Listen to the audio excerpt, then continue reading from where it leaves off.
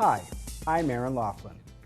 After you enter your keywords into a search engine and you begin to gather information for your research paper or project, your next step is to begin to understand what the information that you find actually means. This lesson will help you understand graphs, teach you about primary, secondary, and tertiary sources, give you some tips about focusing your research, explore the art of citation, and let you practice the craft of being a reporter. Graphs are useful tools to illustrate information in easy-to-understand pictures. Graphs are easy to create, easy to read, and they are designed to help you concentrate a lot of information into a manageable format.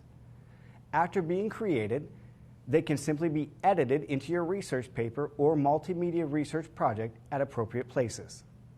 While creating and understanding graphs are an important aspect of your research activity, finding the best sources for your research material involves the careful screening of primary, secondary, and tertiary sources. Like a ball player running the bases, when it comes to sources, think first, second, and third. Primary sources are letters and papers actually written by a person, like Lincoln's Gettysburg Address. He wrote his famous address while traveling to Gettysburg to give the speech. His words, his writing. Secondary sources are things like biographies. Biographers study many different primary sources and even other secondary sources and comment on how they relate to the subject. Tertiary sources collect information from many different sources to give a very complete view of data. But a tertiary source only includes data but doesn't have any reflection on what the data may imply. Let's take a closer look at each of these sources. The difference between these three sources is proximity. Proximity is the difference between the time an event happened and when the source is created. So the source could be created immediately or many years later. Primary sources give you a first-hand account because they're created in the time period that they happen.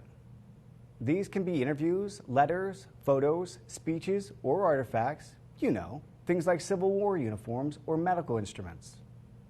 While primary sources are accurate and important, secondary sources at times can even be more useful as research. They're important sources because they're generally written after the research time period, so they interpret and evaluate the information that comes from primary sources. They don't show pure evidence like primary sources, but they discuss and analyze the evidence from primary sources. Academic journals, biographies, and websites can all be considered secondary sources. When you read a well-researched biography, the writer spent thousands of hours reading and absorbing primary source materials. Tertiary sources are collections of information pulled from primary and secondary sources that usually don't contain reflections from the author. They compile facts and sources like almanacs, fact books, bibliographies, and databases. Sometimes it's hard to figure out if a source you're looking at is primary, secondary, or tertiary. By and large, it depends on how the source is used to answer the research question. What is a research question? It's the central question that you want to be answered by your research. They're very focused and need to contain specific information: the who, what, where, when, and why. Your research question is the first step in focusing your research. It has to have a certain angle. How has the presence of violence in video games changed since their invention? That's a better research question than the more open-ended, what sort of violence can be found in video games? Your research question is the guiding question that will lead what type of information you will gather. Make it specific and focused because it's the main question you will want to have answered at the end of your research paper or project. And don't confuse your research question with your research topic. The research question is way more in-depth than the research topic. Your broad scope like electronic music or Abraham Lincoln. Your research question needs to ask something specific which can be answered through your research. To make your research questions more specific, think about what effect does the time period make? What effect does the location make? How has the topic changed or evolved? What should be critiqued or changed about the topic? What sort of cultural significance does the topic have? After you've asked yourself these questions and come up with your own research questions, it's time to generate specific keywords that will help you search for information. Keywords are what you type into the search bar on your search engine. Let's say you're doing a paper about contemporary music trends.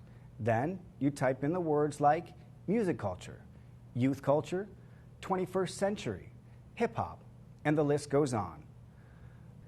The most necessary step for your research work is to include citations. You'll be learning two main formats for citing: the Modern Language Association, or MLA format, and the American Psychology Association, or APA format.